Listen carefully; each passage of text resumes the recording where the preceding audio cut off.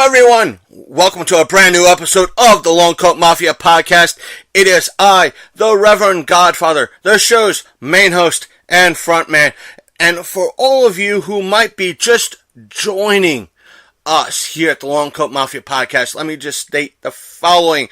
We are a geek podcast, despite what the name of our podcast is. We cover all things geek. And that being said, we are returning to the Eastern Panhandle Paracon Panel series that we've kind of been doing off and on for the past couple of weeks or so, ever since the Eastern Panhandle Paracon.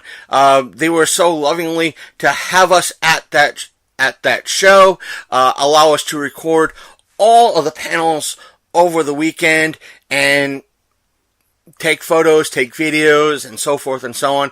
And this week's episode is, or at least this week's panel episode is investigating the haunted Shenandoah Valley, and the presenter's name is Joe Sandy. And the links to his organization, which is, I think, the Shenandoah Area Paranormal Society or something like that. Links are in the description of the episode. And I think if there's a Facebook page, if there's a Facebook page or a website, they will be in the description of the episode. And all that being said, let me go into the disclaimers. And the disclaimers are, as always, number one, we do not own any of this person's content. We got permission to share their content with all of you. We do not own up to their content, meaning that we're sharing their content. We're giving it to all of you who are not able to be there. It's their opinions, their investigations. We are not laying claim to any of this whatsoever. Even though it is content for our show, we are not laying claim to it. This is their presentation that they did at this panel, at this show. And we just want to say that for complete clarification. We will make an attempt to contact Mr. Sandy and let them know that their panel is finally posted. And that way they could share it around to everybody. And out of this is so they know and everything else. But that's that. And the second thing I want to disclose with all of you, as I've done with previous panel episodes from the Eastern Panhandle Paracon, I've been getting tongue-tied saying the name, but that is what I've done in regards to editing the episode. And other than a little bit standard boosting so you're able to hear some of it better, I think there was an instance or two the presenter kind of walked away from all the microphones, so he spoke loud enough that you were able to hear what I boosted overall. But cutting out wise, I think because I initially edited this episode prior to Otacon, I think I took out about maybe 2 minutes worth of content, 3 tops, only because, again, there was a couple of instances where questions and comments were done from the audience, and he answered them away from all the PA system microphone and all that, so all that had to be trimmed out, and you would never have heard that anyway, because, again, where these panels were done, the building was maybe about 2 football fields in length, both ways. It was square, so the noise after a certain spot kind of just dropped off dramatically, and there was no hope for rescue unless you projected your voice. So that's that. Other than that, he gives great content. That's it. I think we might have 2 episodes from Saturday and another 3, maybe 5 more episodes coming out for the whole panel. So stay tuned.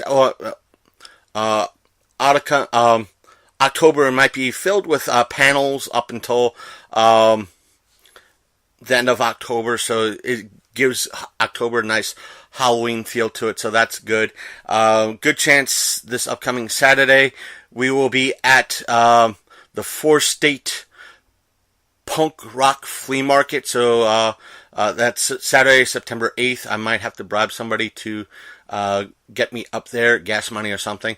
And hopefully we'll get some interviews and all that fun jazz there. If not, I'll try to supplement that content for all of you.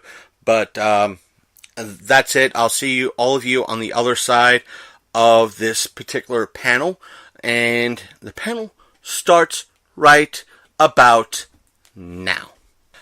By the way, I almost forgot, and I do apologize, and that is the fact that I left the promoter's intro to the panel in on this, simply for because it kind of flowed, so I left that in for all of you. So again, here is the panel right about now, right here. Alrighty then, at this time I'd like to introduce Joe Sandy, founder of Shenandoah Area Paranormal Society, S.A.P.S for short. Really? And he's going to talk about their experiences of investigating the haunted Shenandoah Valley.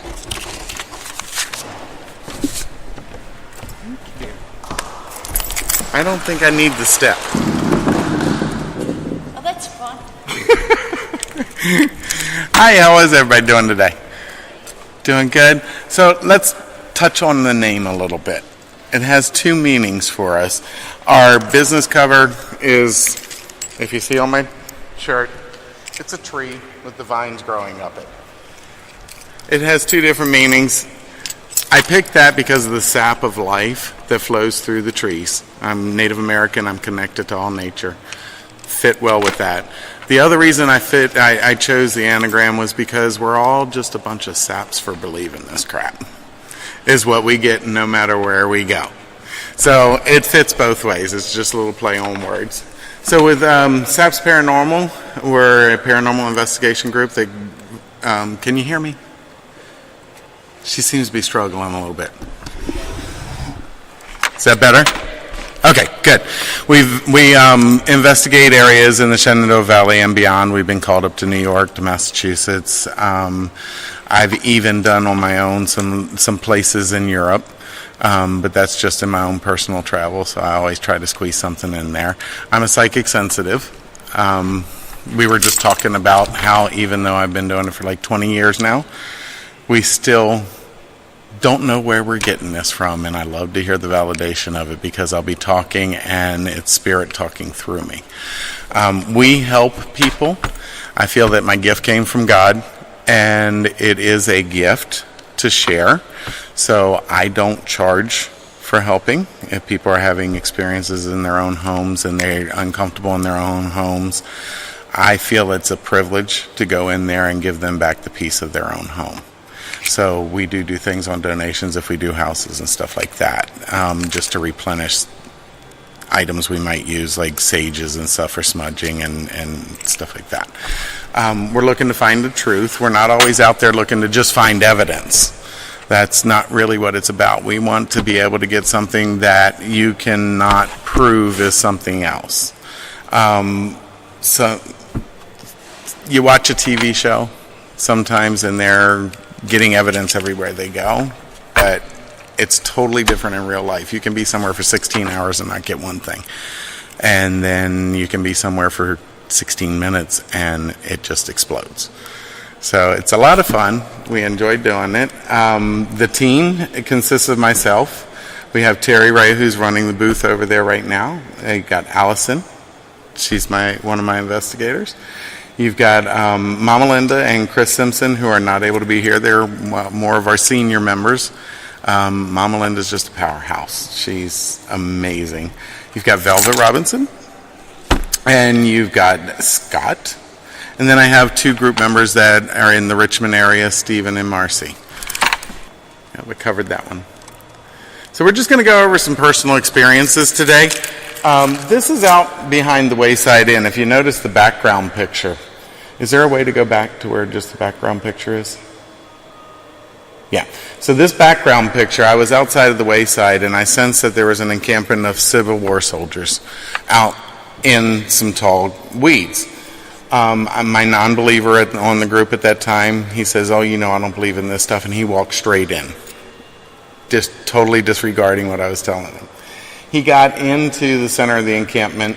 There was a campfire going on, and all of a sudden he saw this mist forming to his right, which I believe to be a Civil War soldier manifesting to get him out of the encampment. He had the wherewithal to snap the picture. He turns around to leave the field, and if you talk to him, he calmly walked out of the field. If you talk to me, he had a code brown and he was running, as you'll see in the next picture. Oh. And there he is. If you look closely at the picture, and y'all can come up here and get closer to the thing because some of the pictures blend into the background, just if you want to come up, or I can show you on my cell phone after the speech. If you look closely in the picture, he's in focus. All the tall grasses are in focus around him, but you'll see the mists, and that to me indicated the spirits rising up to try to get him out of there in conjunction with the mists of the soldier that he captured. That's my take on it.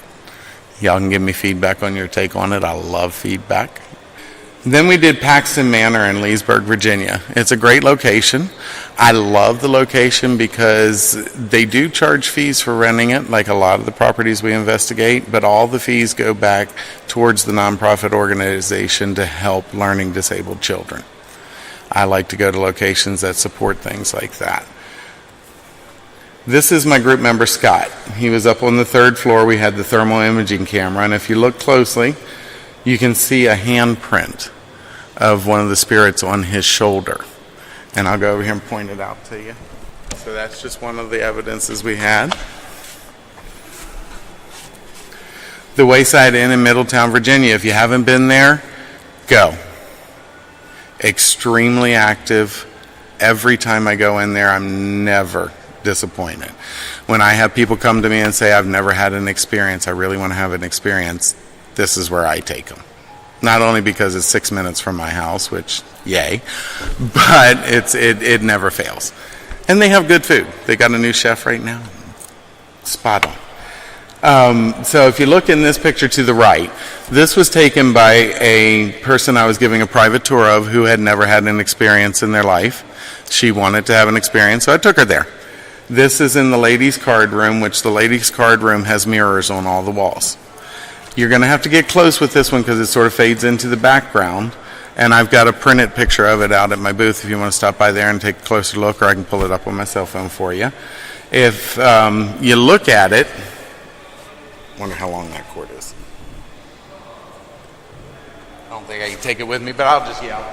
You look close, and most people focus and they see the one thing immediately, which is right here. Does anybody see that? Can you see it clearly enough? Looks like a toddler standing there. And you'd be correct. That is a toddler. But if you look into it more in-depthly, you'll see Mom's head, her shoulders, her waistline, and then her dress billowing out when the toddler's standing in the folds of Mom's dress.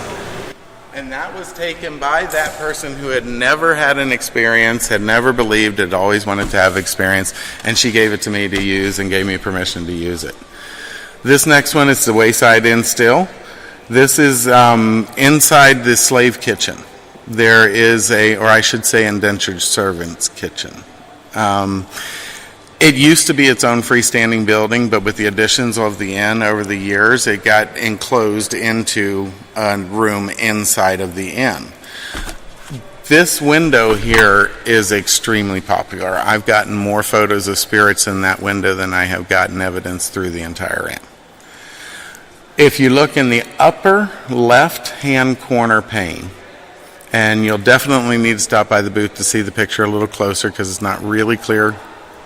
It would fade out if we made it any bigger. Again, and I call this proud mama. It's on my website. If you look right here, you see the fat, chubby cheeks and the eyes of an infant. If you look here, you can see the arm of its mother holding it up to present the infant to us. And it's more clear in the pictures that I have out there that are in print. It's more clear on the website. We also got a picture in the opposite window pane 1 week later of a trench coat dressed gentleman with ruffles around his shoulder, and he's believed to be a coachman, which fits perfectly in there because there's a brick floor right outside of the slave kitchen where the coaches used to pull up and drop off guests to the inn and drop them off, so it's called Coachman Alley. And he appeared in the window a week later, and we got that evidence in that same window 1 week later. This one is going to be super hard to see, so see me afterwards. I've got it on my cell phone, and you can see it really clearly there. Animal spirits. There's a lot of talk back and forth whether or not they exist. I'm a full believer they exist. In Native American culture, we believe that everything has a spirit and everything should be respected. This is a picture I took again out in the field behind the Wayside Inn. Allison and myself were out there one night just getting an investigation, and I felt the spirit making contact with me, and I snapped a couple pictures in the direction of where I felt the spirit from. It's circled. Again, it fades out in the background with all the light and everything. But definitely come up to me after the talk, and I will point it out to you. But in the picture right around in here, you can clearly see the image of a wolf that is baying. And I circled it in this picture. That's the only altering or editing I did to the photograph. I lightened it up a little bit so the image could come back in. I don't do Photoshop. I don't know how to do that stuff. Technology annoys me. That's why I have Scott. He's my tech guy. So yeah, definitely animals do exist, and I'll make it a point to come around to each of you and pull the picture up on my cell phone so you can get a better view and judge for yourself. This leads into Miss Allison's portion of this. Go ahead and hit it one more again. I don't know if y'all are aware of this, but in Bluemont, Virginia, on Route 7 at the top of the mountain, 1976, I believe it was, 74, a TWA Flight 714 crashed into the top of the mountain, killing all 96 passengers on the plane. The plane completely disintegrated on the mountaintop. It was a mess. They don't have a marker there. They don't have anything honoring the past souls that are still on that mountaintop. There are continuous reports to the police of a man in uniform walking down the street at night, and he is known to be the pilot of the flight, wandering and looking for help. There are reports, and I have heard them myself, of just eerie screams in the middle of the night. You can hear the passengers screaming to this day up on there. We went up to the crash site to investigate. I became so psychically overwhelmed that I nearly passed out. That's never happened to me. I was overwhelmed by all of them because they are forgotten souls. People don't go up there and visit them. They don't go up there and honor them. We were there. There was a hole in the ground. I was showing this picture to my best friend Bruce over there, non-believer, total non-believer. I thought nothing of it, and he said, "Did you not see the face in the leaves?" So if you take a close look at this, it's private property. S.A.P.S had a sign made up, dedicated the sign, explaining the site. We placed the sign up there. 1 day later, the property owner contacted us and demanded we remove the sign honoring the souls. They want nothing to do with it. The piece of property is for sale, and they're hoping that someone builds a house on it and is happily living there. Never going to happen. There is still fragments that we have found of the passengers on the flight. Half shoes, eyeglasses, pieces of the plane, window frames of the plane, just laying on the ground up there, completely forgotten. So if you get a chance, there's a documentary on it. It's called Flight 514. Watch the documentary. It is extremely interesting what's up there. If you're up there driving on the road sometime, just drive past, say a prayer for them. It'd be appreciated to have them remembered. And this is the part where my counterpart, Allison, is going to come up and tell a little story of why I love to have novice investigators on the team. Okay, so this picture is something that I have become the laughing stock of since the day that I shared it with Joe. And I have a t-shirt of it, it's in the books. So what you're looking at here is my excitement for my very first investigation. What happened was, this was also at TWA. Actually, it was a friend of mine and I decided that one night we were bored and we were going to go back up there. Joe was not with us. I called Joe and I said, hey, me and Christine want to go up to TWA. Do you think it's a good idea? He was like, well, okay, you know. I'm like, well, what do I do? So he tells me what to do. So her and I are all excited and we're going up there. We only have our phones. We get up there at night, and I will tell you, the feeling of that place at night is completely different than what you feel during the day. When you're there during the day, it's very light. It's very kind of peaceful. When you go at night, it's very heavy and uneasy. And so there we were, two young girls just trying to have a night out.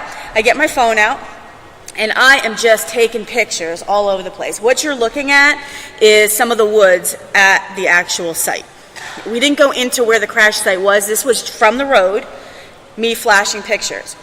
So then what I decided to do was, one of the things Joe told me when I first started this was, don't look at what is in the picture when you take it. Give it a couple days and then look at it and see what you find. Well, look what I found. Every circle you see there is something that I found. Well, the funny part about it is that everything that I circled was some sort of an animal. And, you know, I had capuchin monkeys in there, I had crocodiles, wolves, I don't even know what else I had in there. I had, you name it, I found birds, I had wolves, I had mountain lions. I was like, oh my God, they're there. So one day, him and I go to Wayside Inn to review the evidence, and I'm all excited, and I'm just like, I can't wait to show him. I have never seen him laugh so hard in his entire life. He was laughing so hard, he's like, what the heck is this? He's like, there is nothing there. He's like, there's not a square inch on that page that you didn't circle. So, needless to say, that was my introduction into becoming an investigator, an overzealous, excited investigator. The next picture is actually at the same exact location. It's the same night. And my friend and I, again, were standing on the highway. And what you're looking at is actually where the bottom of the mountain is. And she was on one side, I was on the other. And I happened to just kind of glance up and look, and it looked like I saw a white mist or something. So I just took a picture of it. I didn't know what I was seeing. And when I went back and I looked later, I noticed that what I actually captured, if you look, is a woman's head, a dress. It looks almost like a woman in a wedding dress.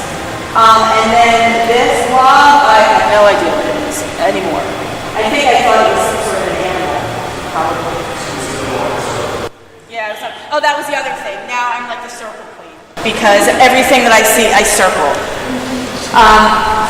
So that was my first introduction into becoming an investigator and learning what to look for, how to actually take pictures, how to debunk things, and how to make sense of what it is you're actually seeing. Because a lot of times, with your naked eye, you're not going to see this stuff. You're going to discount it. If you have a gut feeling that you're seeing something, take a picture of it. It's not going to hurt for you to go back to your phone and be like, okay, it was nothing. But more than not, you're going to capture something just like I did. You can. You can square it. You can triangle it. Do whatever you want. Circles are mine. They're taken.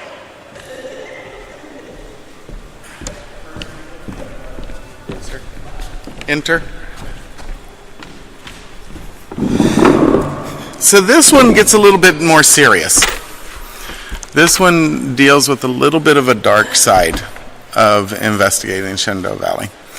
This is in a piece of private property that I can't disclose the location of because I made a promise to the owner, and you always abide by your promises when you're investigating. If you want any type of good reputation, let's just put it that way. This is in a house that I was instantly drawn to. It's on a private piece of property. One of the employees of the property always got a really bad feeling when they drove past this cluster of houses. There were 3 houses, one limestone house, one wood lath house, and there was also a slave house on the property, and they were all 3 grouped together. As soon as I pulled up to the property, I was drawn to this one house that this picture was taken in. So we've got to go in there. Definitely have to go in there. So to explain that a little bit, what you're looking at here is it's broad daylight outside. This is a picture that was taken with a flash of a window that I was drawn to. So when I took it, there's a whole window pane missing here, and there's a round circle pane missing, a piece of the glass missing there. Took it, it was black out behind it. I said, well, maybe the flash is washing something out. So I turned my flash off and I took this picture. It's going to wash out a little bit because of the dark background. You can clearly see that it's daylight outside with the flash off. But you can also see the circle is still black. The missing window pane is still black. There were protections put in place in that house many, many years ago when it was built. When we went into the cellar of the house, on the foundation support of the house was carved a Solomon's knot when the house was built. Now, Solomon's knot is used as one of the strongest wards against demon and possessive activity. Later on, we went down into the cellar and I found that Solomon's knot. We were down in the cellar, another total non-believer. He looked at me and he said, "Did you really just tell me that?" And I said, "I didn't tell you anything."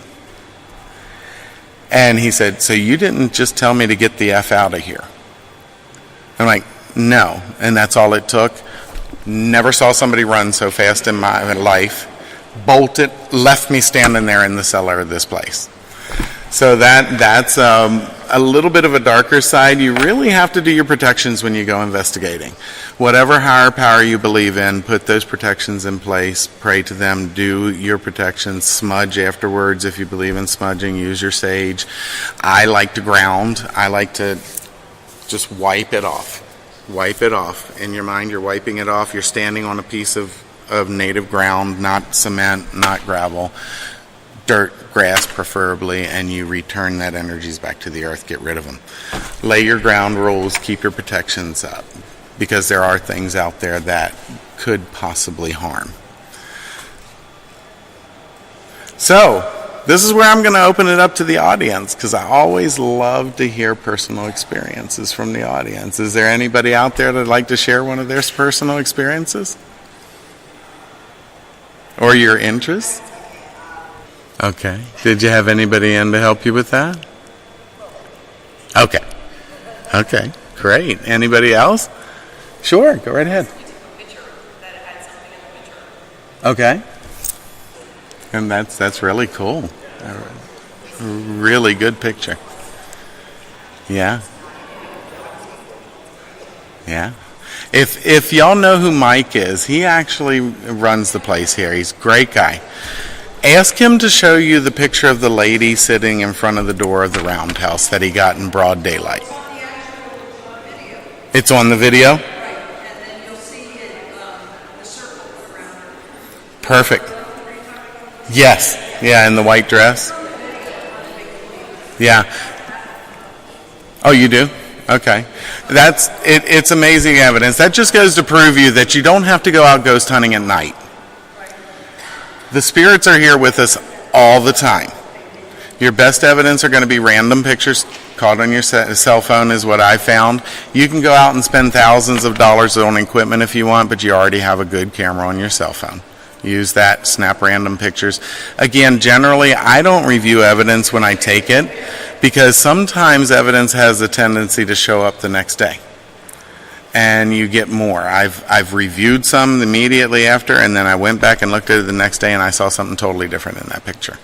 So that's a really fun thing to do is just use your cell phone. The reason that people believe that all the activity happens at night, there's a couple different theories of the witching hour at 3 o'clock to 4 o'clock, and the mocking of the Trinity at 3:33 a.m. There's a lot of different beliefs. There's a lot of different truths in that. I don't discount anybody's beliefs or their truths. But my theory on that is during the day your mind is racing 1,000 miles a minute. You're worried about going to the grocery store, picking the kids up, getting your job done, getting the report done, getting the annual summaries done, all that. When you go home and you're starting to relax, your mind is calming down. You're more susceptible to things happening to you, and you're paying a little more attention. You're a little more open because your mind is relaxing. During the day, we have a tendency to shut that out and focus on everyday life things. So that's why I believe, because I've gotten evidence on Antietam battlefield of a Civil War soldier standing under an oak tree in the middle of the day. So they're there all the time. Treat them with respect. They are not your enemies. Don't be nasty to them. We're nasty to each other enough. We don't need to be nasty to a spirit. Treat them with respect. Talk to them like you would talk to your own brother, your own sister, mother, father. They appreciate that. Provoking makes them angry, and you get what you deserve when you provoke, as far as I'm concerned.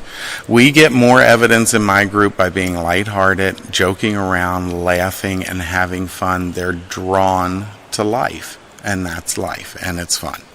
So, just little tips in going forward with your investigating. Evelyn, did you want to share something? No? The experience that we had your first time with us? Anything you want to add? You don't have to. I'm calling you out. I'm putting you on the spot. Yeah. If you want to share, you can. If you don't, it's fine. Yeah? I love the unexplained things. Those are the little magical moments. Yeah, absolutely. Absolutely. Do we have any questions out there that you'd like to ask me while I'm up here? Well, I'm going to give a shout out at this time. If you haven't stopped by their booth already, please do. I love these girls. They're my Twisted Sisters.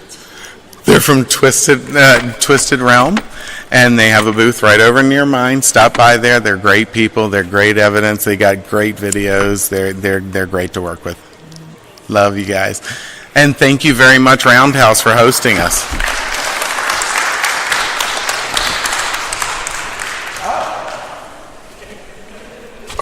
This is a cute little meme. If you want to figure out what type of paranormal team you're on, come up here and you can pick yours out. Welcome back, everyone. I hope all of you enjoyed that panel episode. If you have any questions, comments, remarks, feel free to message the show, and I'll be more than happy to try and pass along those questions, comments, and other to them. And you could do so by emailing the show, which is always the easiest thing to do. And our email is longcoatmafia@gmail.com. And if you're on Facebook a lot, you could also message the show. We'll get it and answer it as soon as we can. And that's by going to our Facebook page, which is facebook.com/The Longcoat Mafia Podcast, and message the show. And there's also a button there to email the show. And while you're there, click that like button and follow us. We try to, as much as we can, post something daily, whether it's show related or geek related in some way. there's also you could also interact with us on Twitter, and our Twitter handle is Longcoat Mafia. Our Instagram handle as well is Longcoat Mafia. And what else? We do have a YouTube page. Excuse me. And our Instagram handle is Longcoat Mafia. I should say our YouTube page.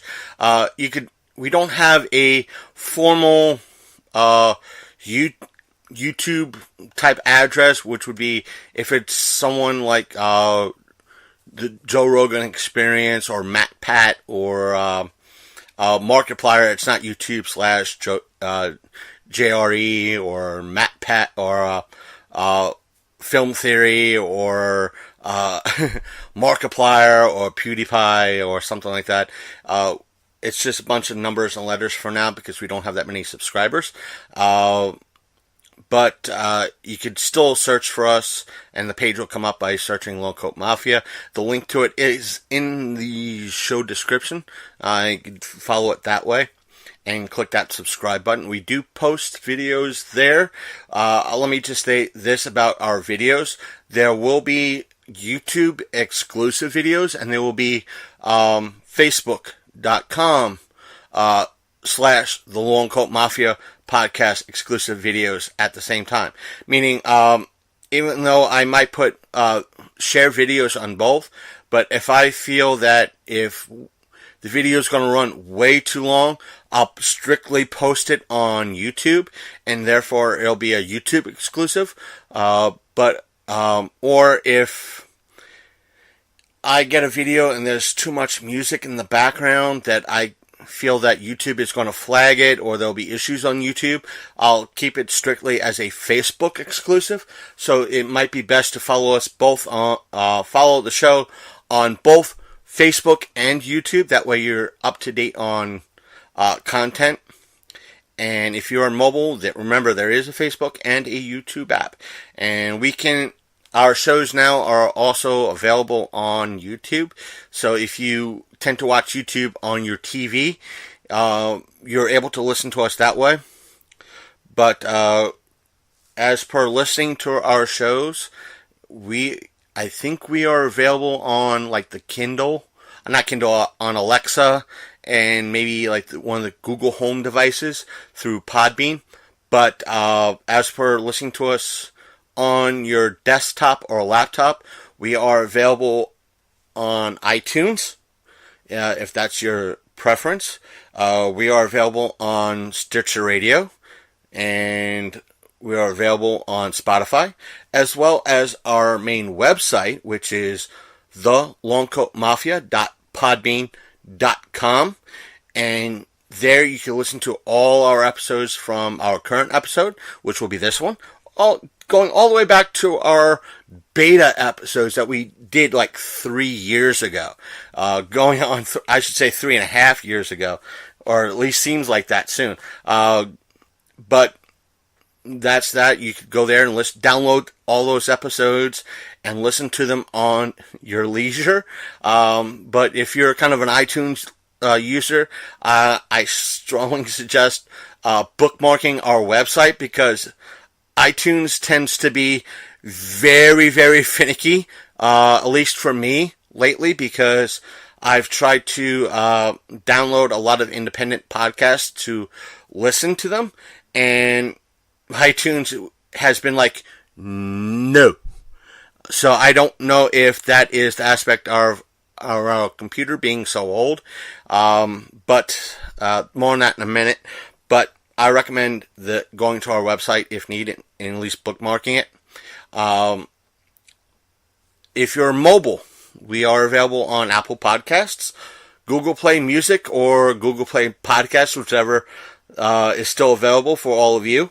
We are available through the Stitcher Radio app, the Spotify app, and as well as the Podbean app, and as well as a few other podcasting capturing apps or playing apps that are out there. And I do once again, I recommend that you get the Podbean app just in case either Google Play or Apple Podcasts decides to say no. So that way you at least have a better way of capturing our episodes and listening to us. And it's free, which is good for all of you. You don't have to spend any money on the Podbean app. Registration is free, and getting our episodes and subscribing is free. So, one small little note, I may be starting a GoFundMe soon. Whether or not it's in within the next couple of days or so, is because I run this show under the fact that I am living underneath the poverty line, and my laptop is starting to go, and I use it all the time in regards to recording, posting show stuff, and everything else. And the GoFundMe will help. The funds that I raise through GoFundMe will help me pay for a brand new computer. And for full disclosure, as I said in a recent video, what I get, my initial rate amount that I'm looking at to raise is maybe about $1,500. And yes, I know decent computers are about, or at least decent sized computers that have decent storage and rendering and all that might be between $500 to $700. The remaining amount will go towards like cameras for the show, better cameras than something that's Vivitar, maybe an actual GoPro camera as well. So it's in essence to get better stuff for the use of the show. And anything beyond that, I don't know. I'll have to consult. I'll consult with all of you. Meaning, if let's say I raise $2,000, everything beyond that, I will be more than happy to consult with all of you listeners out there and all of those who donated funds to the show and see what they would like me to get. And as for disclosure, when I get the new equipment, there will be unboxing videos so you could actually see that I've gotten a new computer, I've gotten a new camera, I've gotten a new like an actual GoPro, and everything like that. And if you're wondering how would I do so, I do have a cell phone that takes pretty decent video for what it's worth. So that's kind of the disclosure. And if anything, once I get these items in, I will be more than happy to post receipts and everything else to prove to all of you that the money is going where I intend for it to go. And everything beyond that, again, we'll see. Who knows? I might actually donate. If there's any extra funding, a large amount, I might donate it to charity. We'll see. We'll discuss that when things actually happen. So till then, take care. Hope all of you have a safe, I won't say holiday weekend because it is Labor Day, but I hope all of you have a safe and fun weekend and the rest of the week. And then I'll speak to you guys this upcoming weekend. And again, I hope you enjoyed this panel episode. See you next time on the Long Coat Mafia.